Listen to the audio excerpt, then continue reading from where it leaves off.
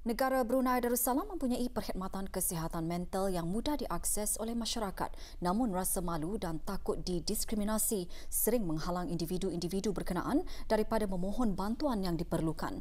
Menteri Kesihatan menggariskan perkara tersebut dalam perutusannya sempena Hari Kesihatan Mental Sedunia. Yang berhormat Datuk Seri Setia Dr. Awang Haji Muhammad Isham bin Haji Jaafar dalam perutusannya turun mengongsikan sistem rekod kesihatan elektronik iaitu sistem BROHIMS yang digunakan di setiap klinik dan hospital kerajaan telah mencatatkan lebih 3,000 kes penyakit mood disorder seperti kemurungan dan bipolar disorder dalam kalangan penduduk di negara ini. Statistik tersebut menunjukkan tahap tinggi bagi penggunaan perkhidmatan kesihatan mental dalam kalangan masyarakat di negara ini.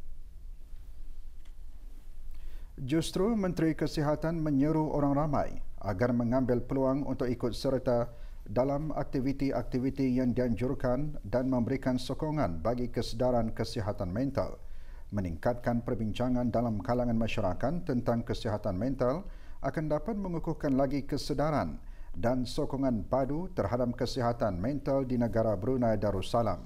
Ini menurut Yang Berhormat adalah kerana kesihatan mental bukan hanya tanggungjawab Kementerian Kesihatan untuk menanganinya, tetapi tanggungjawab bersama. Menteri Kesihatan seterusnya menjelaskan salah satu pelaburan terbaik bagi kesihatan mental adalah dengan meningkatkan pemahaman dan kesedaran tentang kesihatan mental. Pemahaman yang lebih baik mengenai isu dan penyakit kesihatan mental akan menjana budaya memberi sokongan dan empati yang lebih positif, penglibatan dan kolaborasi yang lebih baik dengan sumber kesihatan mental yang telah disediakan oleh Kementerian Kesihatan. Hari Kesihatan Mental Sedunia tahun ini bertemakan Kesihatan Mental untuk Semua, tingkatkan pelaburan, tingkatkan akses untuk semua di mana saja. Sempena sambutan berkenaan pada tahun ini, Kementerian Kesihatan dengan kerjasama rakan-rakan daripada sektor swasta dan sumbangan daripada masyarakat akan mengadakan beberapa acara seperti pameran, forum dan larian virtual kesedaran kesihatan mental yang dianjurkan oleh Lembaga Pelawan, Perkhidmatan Psikiatri dan Perkhidmatan Psikiatri di Hospital Raja Isteri Pengiran Anak Soleha. Juga termasuk dalam atur cara sambutan ialah pembukaan Pusat Pemulihan Psikiatri Harian Baharu yang disumbangkan oleh Lembaga Pelawan Perkhidmatan Psikiatri di Hospital Suri Sri Begawan, Kuala Belait. Dalam pada itu, sebagai usaha bagi meningkatkan kesedaran mengenai kepentingan kesihatan mental kepada orang ramai, Kementerian Kesihatan pagi tadi mengadakan majlis sambutan Hari Kesihatan Mental Sedunia 2020. Majlis berlangsung di Hospital Raja Isteri Pengiran Anak Soleha. Perasmiannya disempurnakan oleh Yang Berhormat Datuk Seri Setia Dr. Awang Haji Muhammad Isham bin Haji Jaafar, Menteri Kesihatan. Majlis bertujuan meningkatkan kesedaran mengenai cara untuk menangani krisis kesihatan mental dan mengongsikan maklumat serta nasihat mengenai kesihatan mental. Di samping itu, majlis umpamanya juga bertujuan bagi meningkatkan kesedaran mengenai kepentingan untuk mendapatkan sokongan, pertolongan serta rawatan awal bagi menangani krisis kesihatan mental dan cara untuk mendapatkan bantuan. Juga hadir Awang Haji Abdul Manap bin Uthman, Setiausaha Tetap dan Dr. Haji Zulaidi bin Haji Abdul Latif, Timbalan Setiausaha Tetap Profesional di Kementerian Kesihatan.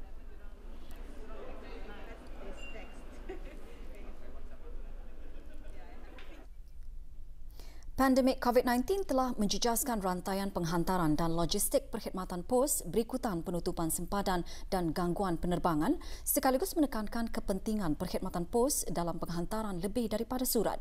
Dalam hal ini, Kesatuan Pos Sedunia UPU mengambil peluang untuk menggunakan tema lebih daripada mail untuk mengetengahkan keberanian dan dedikasi jutaan pekerja pos seluruh dunia dalam menghadapi cabaran pandemik global. Perkara tersebut digariskan oleh Yang Berhormat Datuk Seri Setia Awang Abdul Muttalib bin Pihin Orang Kaya Seri Setia Datuk Peruka Haji Muhammad Yusof, Menteri Pengangkutan dan Info Komunikasi dalam perutusannya sempena Hari Pos Sedunia ke-146. Jelas Yang Berhormat lagi, dalam keadaan yang belum pernah terjadi sebelum ini, kaki tangan pos adalah antara petugas barisan hadapan dalam pemprosesan pengedaran dan penghantaran barangan penting kepada para penerima. Kaki tangan pos tambah yang berhormat memainkan peranan penting dalam memastikan perkhidmatan berjalan seperti biasa, bukan sahaja bagi mengepos barangan biasa, tetapi juga bagi penghantaran barangan keperluan tinggi seperti perubatan, peralatan perlindungan diri dan pelbagai keperluan yang berkaitan memandangkan keadaan pandemik. Yang berhormat juga menegaskan pada bulan April tahun ini, Jabatan Perkhidmatan Pos telah memulakan perkhidmatan penghantaran dari pintu ke pintu dengan kolaborasi bersama platform e-dagang seperti e-kadaibrunei.com dan wilago.com. Pertumbuhan platform e-dagang khususnya semasa COVID-19 membuktikan bahawa terdapat penyelesaian di sebalik kekangan. Ke arah aspirasi menjadi sebuah negara pintar, Yang berhormat berkata, kementeriannya mempunyai harapan agar perkhidmatan pos boleh dipercayai, berdaya tahan dan inovatif serta akan terus menjadi salah satu pemuda cara utama bagi aktiviti dan sektor ekonomi lain di negara ini.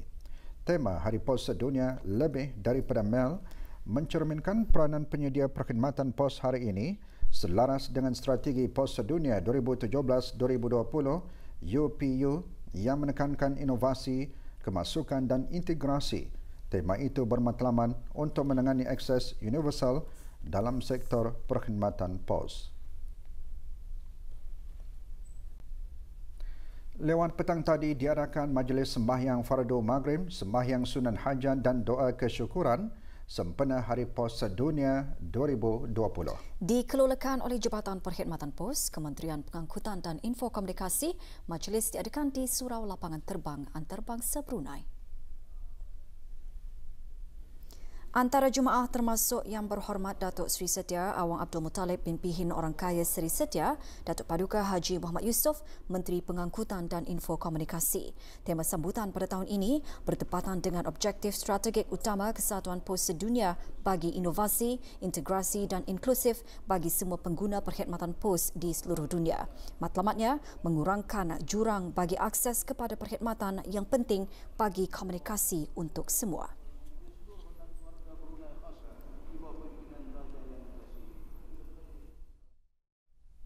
Masjid Rashidah Sadatul Bolkiah Kampung Sungai Akar semalam mengadakan majlis khatam Al-Quran bagi program 1 minggu 1 kali khatam 1M 1K dan 1 minggu 1 juz 1M 1J.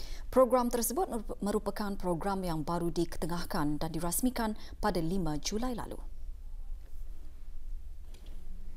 Antara yang menyertai majlis Yang Berhormat Datuk Seri Setia Awang Haji Ali bin Apong, Menteri Sumber-Sumber Utama dan Pelancongan, Yang Berhormat Pihin Datuk Laila Raja, Meja Jeneral Bersara, Datuk Paduka Seri Haji Awang Halbi bin Haji Muhammad Yusof, Menteri Pertahanan Kedua, dan Yang Berhormat Meja Jeneral Bersara, Datuk Paduka Seri Haji Aminuddin Ehsan bin Pihin Orang Kaya Saiful Muluk, Datuk Seri Paduka Haji Abidin, Menteri Kebudayaan Belia dan Sukan. Majlis dimulakan dengan bacaan surah Al-Fatihah diikuti dengan bacaan surah Ad-Duha hingga An-Nas.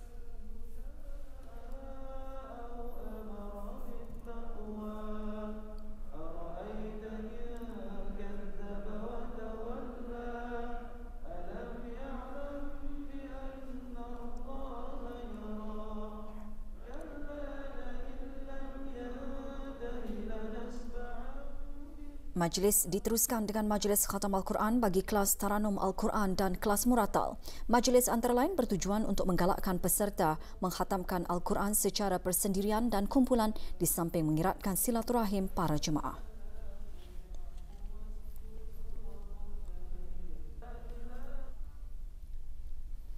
Selaras dengan tema sambutan Hari Kesihatan Mental Sedunia iaitu kesihatan mental untuk semua, tingkatkan pelaburan, tingkatkan akses mustahak bagi semua pihak sama ada kerajaan maupun bukan kerajaan untuk sama-sama melihat bahawa kesihatan mental dan menanganinya adalah komitmen bersama khususnya dalam mengubah sudut pandang atau mindset dan meningkatkan kesedaran mengenai kesihatan dari peringkat awal. Menteri Kebudayaan Belia dan Sukan berucap demikian pada majlis memperingati sambutan Hari Kesihatan Mental Sedunia. Majlis berlangsung petang tadi di Pusat Latihan Penerbangan IBTE di Brakas. Yang Berhormat Meja Jeneral Bersara Datuk Paduka Seri Haji Aminuddin Ehsan bin Pihin Orang Kaya Saiful Molong, Datuk Seri Paduka Haji Abidin, mengungsikan beberapa pemerhatian dan pandangan bagi manfaat bersama. Pertama, kepentingan peranan keluarga dan masyarakat, health is everyone business, merupakan pendekatan yang perlu diambil perhatian. Rawatan sepatutnya bermula di dalam keluarga dan masyarakat dengan kerjasama pesakit, ahli keluarga, ahli profesional kesihatan, kebajikan dan agensi-agensi masyarakat. Kedua, mempraktikkan sistem dukungan ataupun support system yang efektif. Alhamdulillah, kita sangat berbesar hati dengan peningkatan signifikan jumlah organisasi dan individu yang memfokus kepada kesihatan mental dalam 3 tahun kebelakangan ini dalam bekerja rapat bersama pihak kerajaan.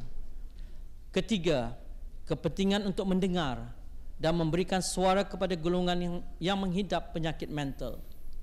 Perambah saya melihat di sinilah peluang unik bagi para belia yang dikasihi, semada di peringkat pengajian tinggi, persatuan atau persendirian, untuk menyumbangkan semangat dan tenaga bakti dalam menyebarkan kesedaran mengenai kesihatan mental. Majlis dianjurkan oleh Kodus Event Management dan Kiohan dengan kerjasama Pusat Latihan Penerbangan IBTE. Ia dihasran dapat mencetuskan kesedaran betapa pentingnya penjagaan mental dalam kalangan masyarakat. Acara diteruskan dengan forum bertajuk Kualiti Kehidupan dan Kesejahteraan. Bagi menangani masalah kesihatan mental, perkhidmatan kaunseling dan psikologi adalah amat penting agar mereka yang menghadapi isu tersebut dapat dibimbing secara profesional untuk menjadi insan yang lebih rasional dan celing akal. Pada sebelah pagi tadi, sambutan diisikan dengan sesi forum yang melibatkan beberapa ahli panel daripada sektor-sektor swasta. Dengan tajuk melahirkan komuniti sihat bagi pembangunan positif, forum antaranya menyentuh mengenai kesihatan mental wanita, ketegangan di tempat kerja dan trauma COVID-19. Forum selama sehari dihadiri oleh lebih 60 orang pegawai kerajaan dan sektor swasta serta para ahli pertubuhan bukan kerajaan. Juga diadakan pameran oleh beberapa agensi yang memaparkan maklumat mengenai kemahiran menangani kesihatan mental.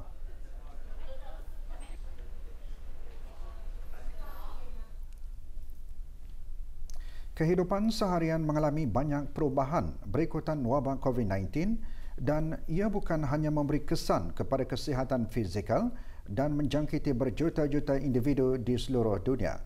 Namun, ia turut memberikan cabaran yang memberi kesan terhadap kualiti kesihatan mental. Yang Berhormat Dayang Nik Hafimi binti Abdul Hadi, Ahli Majlis Mesyuarat Negara, mengongsikan perkara tersebut pagi tadi semasa majlis pelancaran Forum Kesihatan Mental untuk Wanita sempena sambutan Hari Kesihatan Mental 2020 Wanita, satu pelaburan untuk kesihatan mental yang lebih baik. Menurut Yang Berhormat lagi, kesan tersebut dapat dilihat daripada meningkatnya kegelisahan, kebimbangan, kemurungan dan pengasingan sosial yang dilaporkan di seluruh dunia. Yang Berhormat seterusnya menjelaskan negara Brunei Darussalam dapat menangani situasi wabak COVID-19 dan pada masa yang sama telah menzahirkan nilai-nilai yang positif di kalangan masyarakat. Walaupun berdepan dengan pelbagai cabaran, masyarakat masih mampu bersikap sabar dan bertolak ansur, tidak camah mata, saling tolong-menolong serta tidak putus harapan. Tegas Yang Berhormat, sikap seumpamanya merupakan faktor yang menyumbang kepada kedayatahanan yang tinggi. Majlis diselajurkan dengan forum bertajuk Wanita, Satu Pelaburan untuk Kesihatan Mental yang Lebih Baik dan 4 orang ahli-ahli panel iaitu Dayang Hani Haryana binti Haji Maidin, pakar psikologi bahagian klinikal psikologi Kementerian Kesihatan, Dayang Sharifah Khadijah binti Husin Al-Kaf, penceramah motivasi dan penulis Pejabat Mufti Jabatan Perdana Menteri, Dayang Hajah Nurul Haniah binti Haji Muhammad Jaafar, Ketua Pegawai Eksekutif Progresif Sendirian Berhad dan Dayang Hajah Ajiratul binti Pihin Orang Kaya Hamzah Pahlawan, Datuk Sri Setia Haji Abdullah, social media influencer, masing-masing mengongsikan isu-isu yang berkaitan dengan kesihatan mental. Forum yang berlangsung di Kompleks Yayasan Sultan Haji Hassan Al Bolkiah ini dihadiri oleh 150 orang. Juga hadir Yang Berhormat Dayang Siti Rozai Marianti binti Datuk Seri Laila Jasser Awang Haji Abdul Rahman dan Yang Berhormat Dayang Khairunisa binti Awang Haji Ash'ari, ahli-ahli Majlis Mesyuarat Negara.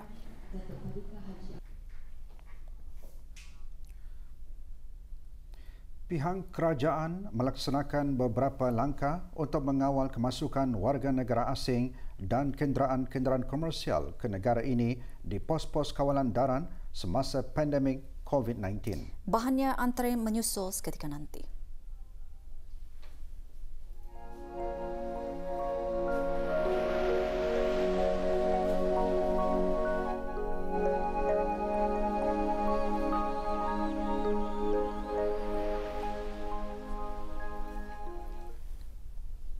Perkembangan situasi jangkitan COVID-19 di negara Brunei Darussalam.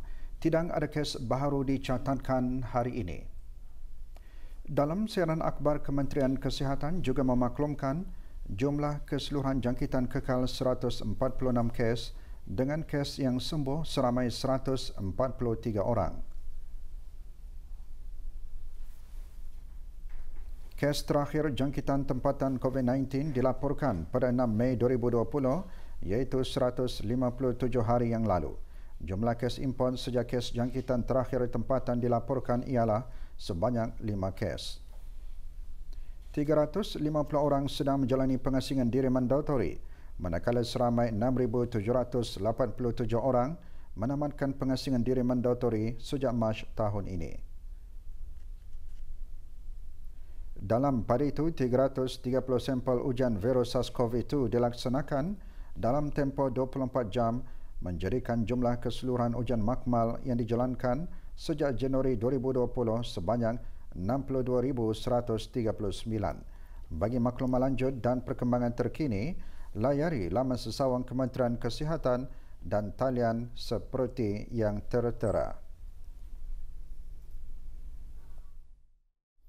Beberapa langkah dilaksanakan oleh Kerajaan ke bawah Duli Yang Maha Mulia Paduka Seri Baginda Sultan dan Yang di-Pertuan Negara Brunei Darussalam bagi mengawal kemasukan warga negara asing dan kenderaan-kenderaan komersial ke negara ini di pos-pos kawalan darat semasa pandemik COVID-19.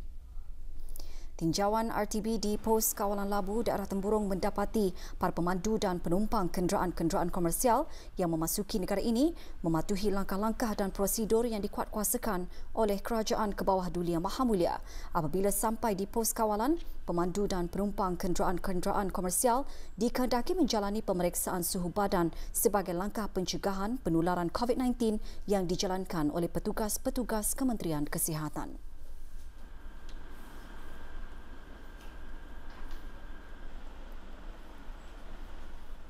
Pemandu dan penumpang kenderaan-kenderaan komersial yang memasuki negara ini melalui pos-pos kawalan darat dikehendaki menjalani ujian makmal SARS-CoV-2 RT-PCR di negara asal sebelum memasuki negara ini. Salinan keputusan ujian dihadapkan kepada pihak Jabatan Imigresen dan Pendaftaran Kebangsaan di pos kawalan masuk.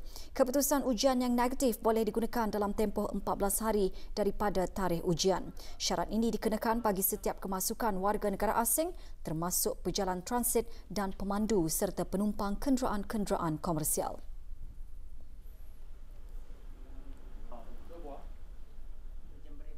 Pemandu dan penumpang kenderaan-kenderaan komersial yang mendapat kebenaran perjalanan masuk melalui Entry Travel Pass ETP perlu menunjukkan sijil keputusan SARS-CoV-2 RT-PCR yang telah dijalani dalam tempoh 72 jam sebelum memasuki negara Brunei Darussalam.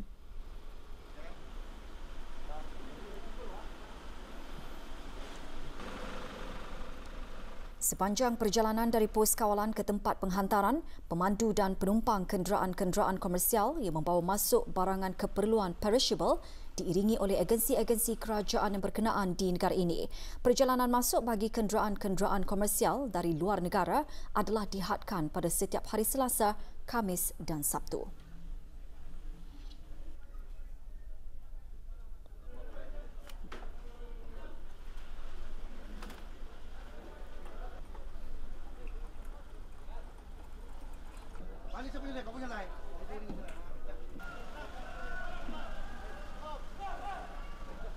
Sebelum kembali ke negara asal, pemandu dan penumpang kenderaan-kenderaan komersial yang memasuki negara ini melalui pos-pos kawalan darat menjalani ujian saringan SARS-CoV-2 secara rambang yang dilakukan oleh pihak Kementerian Kesihatan.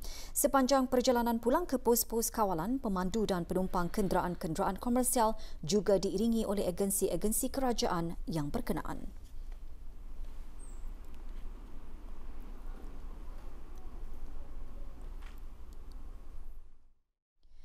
Kes pendakwaan ke atas 6 orang yang ditangkap oleh Biro Kawalan Narkotik bulan lalu berkaitan sindiket keluarga pengedar dadah disebutkan lagi petang tadi di Mahkamah Magistrate Bandar Seri Begawan. Semasa sebutan itu, pihak pendakwa raya memohon penangguhan sementara menunggu giliran untuk menghantar ekshibit ke Jabatan Perkhidmatan Saintifik untuk dianalisa. Proses analisa forensik telefon bimbit dan siasatan pengubahan wang haram masih lagi dijalankan. 6 orang yang didakwa terlibat dalam sindiket tersebut ialah Ahmad bin Haji Tamid dan isteri, Maskunah binti Wahab bersama dengan anak-anak mereka, Isamuddin bin Ahmad, Muhammad Saifuddin bin Ahmad dan Siti Izzatul Munirah binti Ahmad dan suaminya Jakaria bin Ahad. Mereka didakwa atas 2 kesalahan di bawah Seksyen 3A Akta Penyalahgunaan Dadah Penggal 27 memiliki bagi tujuan mengedar 18.9943 kg metamfetamin yang didapati di belakang kediaman mereka di Jalan Junjungan. Keenam tertuduh juga didakwa atas kesalahan memiliki bagi tujuan mengedar dadah terkawal kelas A sejumlah 532.44 gram metamfetamin yang disimpan di dalam botol-botol yang didapati di kawasan yang sama. Semua tertuduh tinggal di rumah-rumah berkenaan dan ketika ini menghadapi hukuman gantung hingga mati. Isamuddin bin Ahmad juga menghadapi pertuduhan individu kerana memiliki bagi tujuan mengedar dadah terkawal kelas A metamfetamin seberat 54.1 gram. Bersamanya Siti Izzatul Munirah dan Jakaria bin Ahad juga didakwa di bawah Seksyen 3 Perintah Mendapatkan Kembali Aset Jenayah 2012 kerana memiliki sejumlah RM80,000 dan wang tunai lebih RM100,000 selain didakwa menyembunyikan pemilikan sebenar sebuah kereta Toyota Velfire yang didaftar di bawah nama orang ketiga.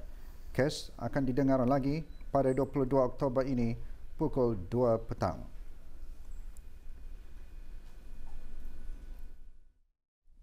Seperti agensi penyiar serantau dan antarabangsa, Radio Televisyen Brunei RTB selaku jentera suara kerajaan juga turut melancarkan RTB Go bagi memberikan nafas baharu dalam menyampaikan maklumat dan rancangan-rancangan mengenai perkembangan negara Brunei Darussalam selaras dengan visi dan misi Jabatan RTB.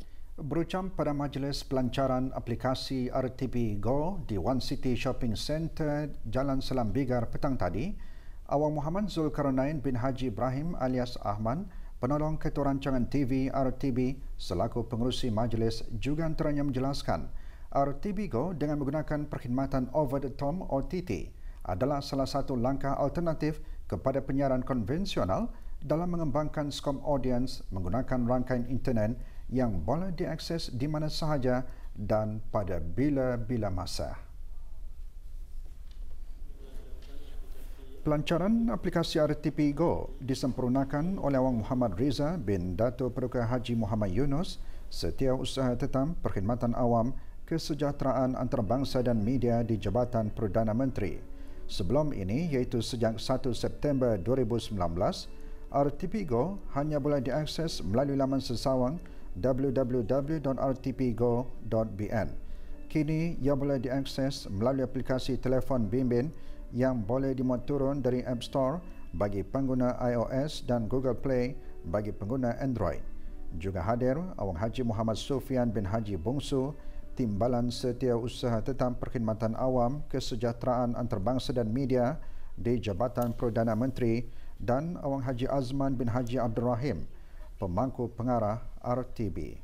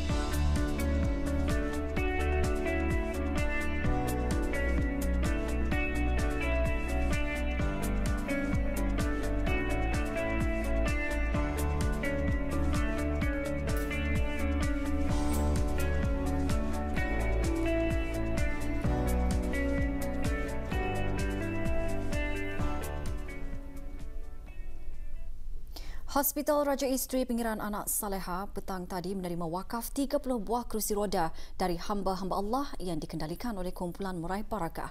Majlis berlangsung di Pusat Perempuan dan Kanak-kanak hospital berkenaan. Penyerahannya disampaikan oleh Dayang Hajah Florinda binti Haji Majenis, Ketua Kumpulan Meraih Barakah kepada Dr. Haji Zulaidi bin Haji Abdul Latif, Timbalan Setiausaha Tetap Profesional Kementerian Kesihatan. Majlis antara lain bertujuan untuk meraih keberkatan dan berbagi rezeki sebagai tanda syukur atas nikmat serta rahmat yang dikurniakan Allah Subhanahu Wa Taala.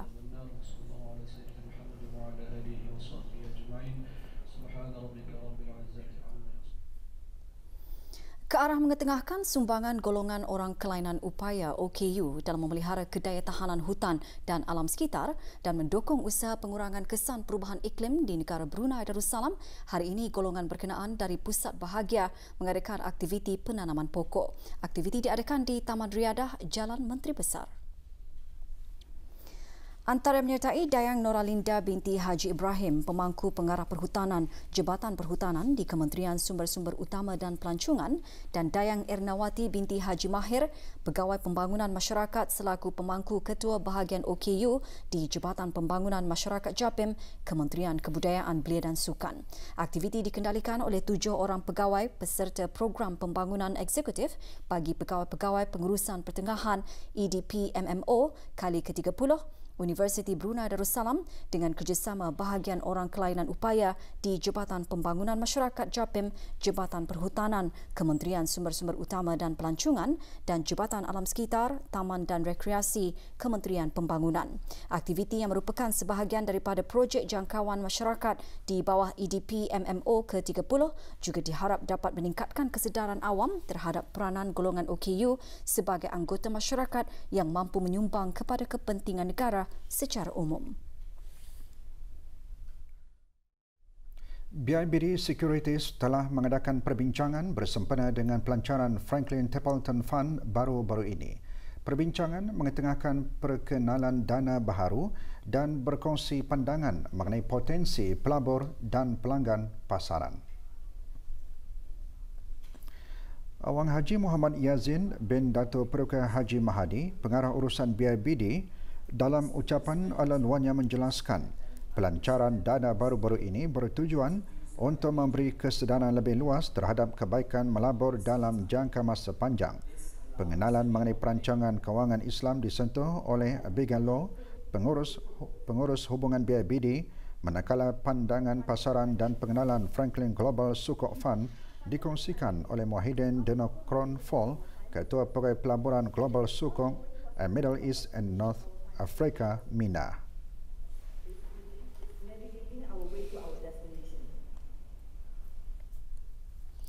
$25 orang terdiri daripada imam dan bilal pelapis di masjid-masjid di daerah Temburong mengikuti bengkel tugas-tugas khas masjid.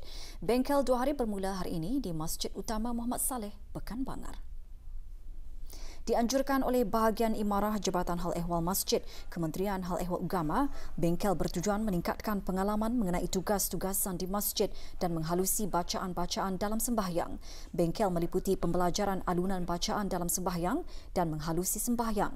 Lebih ramai generasi belia yang berkebolehan dan berkelayakan diharap dapat menjadi imam atau bilal pelapis.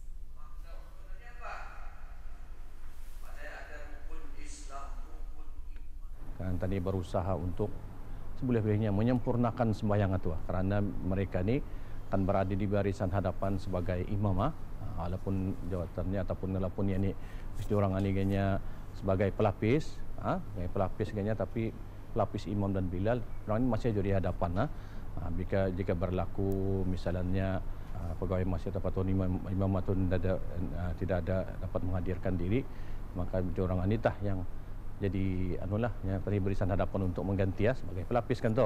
Sebab itulah kita sediakan pelapis-pelapis imam bilal ni dengan ilmu pengetahuan yang benar dan betul.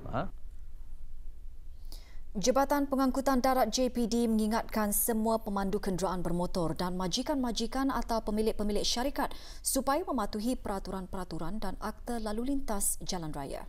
Peringatan itu dikeluarkan susulan 59 denda kompaun atas kesalahan melanggar akta dan peraturan lalu lintas jalan raya semasa operasi pemeriksaan dan penguatkuasaan terhadap kenderaan-kenderaan yang mencurigakan dari segi tahap keselamatan. Operasi dijalankan oleh JPD di kawasan Lebuh Raya Flyover Kampung Lambang. Berikut maklumat mengenai kesalahan-kesalahan yang didapati semasa operasi tersebut.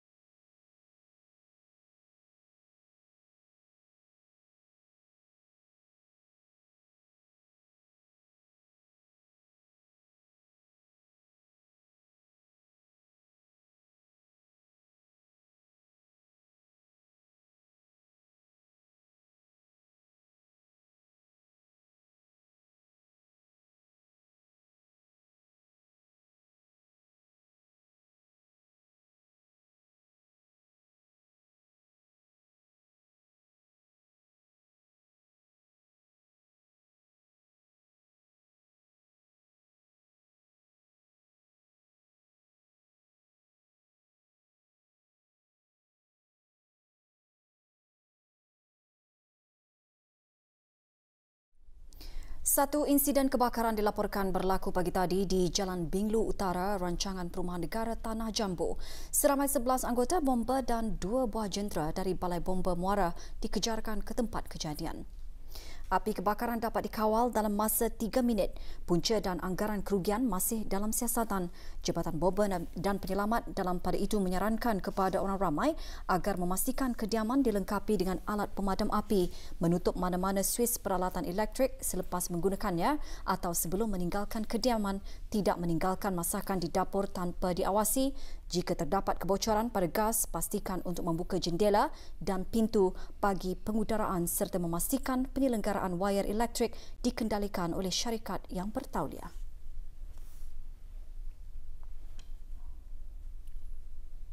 Pasukan Polis Diraja Brunei memohon kerjasama dan bantuan orang ramai untuk mengesan seorang pekerja yang dilaporkan lari daripada majikan. Muhammad Shahjahan, warga negara Bangladesh, memegang pasport bernombor BM006825, dilaporkan lari daripada majikan. Sebarang maklumat mengenainya hubungi Balai Polis Muara, Daerah Polis Brunei dan Muara di talian 277-4004 atau talian Kecemasan Polis 993 atau mana-mana balai polis yang berdekatan.